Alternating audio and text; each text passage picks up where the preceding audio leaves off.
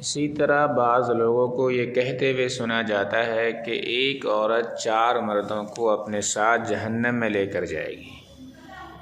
یہ بات درست نہیں ہے۔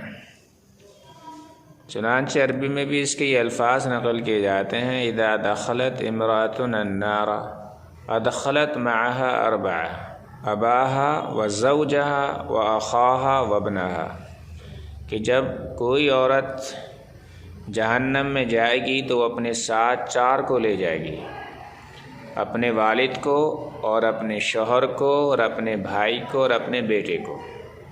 تو یاد رکھیے یہ کوئی حدیث نہیں ہے۔ اگر ان جملوں میں غور کیا جائے تو معلوم ہوتا ہے کہ یہ جملے اصول شریعت کے بھی خلاف ہیں، اصول اسلام کے بھی خلاف ہیں، کیونکہ قرآن کریم میں اللہ تعالیٰ صاف طور سے ارشاد فرماتے ہیں: وَلَا تَزِرُ وَازِرَةٌ وِزْرَ أُخْرَىٰ، کہ کوئی بوجھ اٹھانے والا دوسرے کا بوجھ نہیں اٹھائے گا۔ اسی طرح اللہ تعالیٰ دوسری جگہ ارشاد فرماتے ہیں: اللہ تزر وازرۃ وزر اخری، جس کا مطلب بھی یہی ہے کہ کوئی بوجھ اٹھانے والا کسی دوسرے کا بوجھ نہیں اٹھائے گا۔ وَأَن لَّيْسَ لِلْإِنسَانِ إِلَّا مَا سَعَىٰ، اور انسان کے لیے وہی ہوگا جو اس نے کوشش کی ہوگی۔ تو لہذا انسان کو اپنی سعی اور کوشش کے مطابق جزا یا سزا اللہ تعالیٰ کے ہاں ملے گی، کسی دوسرے کو اس کی سعی کی، کوشش کی یا اس کے گناہ کی سزا نہیں ملے گی۔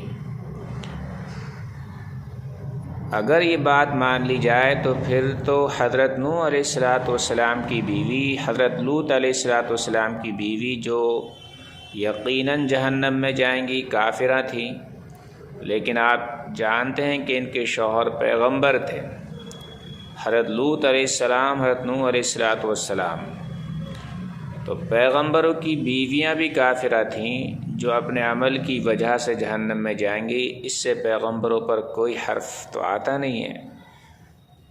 اس لیے شریعت کا اصول یہی ہے کہ کوئی بوجھ اٹھانے والا دوسرے کا بوجھ نہیں اٹھائے گا۔ البتہ ایک حدیث سے معلوم ہوتا ہے کہ تم سب نگراں ہو اور تم سب سے اپنے ماتحتوں کے بارے میں سوال کیا جائے گا۔ امام نگراں ہے، اس سے اپنے ماتحت کے بارے میں سوال کیا جائے گا۔ آدمی نگراں ہے، اس سے اس کے گھر والوں کے بارے میں سوال کیا جائے گا۔ عورت نگراں ہے، اس سے اس کے شوہر، اس سے اس کے ماتحتوں کے بارے میں سوال کیا جائے گا۔ اسی طرح خادم اپنے آقا کے مال میں نگراں ہے، اس سے اس کی رعیت کے بارے میں سوال کیا جائے گا۔ تو اس حدیث سے معلوم ہوتا ہے کہ جو لوگ کسی کی ماتحتی میں زندگی گزار رہے ہیں اور جو ان کا نگراں ہے، محافظ ہے، اس سے تو سوال کیا جائے گا کہ تم نے اپنے ماتحتوں کا حق ادا کیا یا نہیں کیا، تم نے ان کی تربیت اسلامی اصولوں کے مطابق کی یا نہیں کی۔ لیکن جو آپ کا سوال تھا کہ ایک عورت اپنے ساتھ 4 لوگوں کو جہنم میں لے کے جائے گی، ایسا کچھ نہیں ہے اور اس کی کوئی اصل نہیں ہے، کوئی حقیقت نہیں ہے۔ یہ بات اصول اسلام کے خلاف ہے، شریعت کے اصولوں کے خلاف ہے۔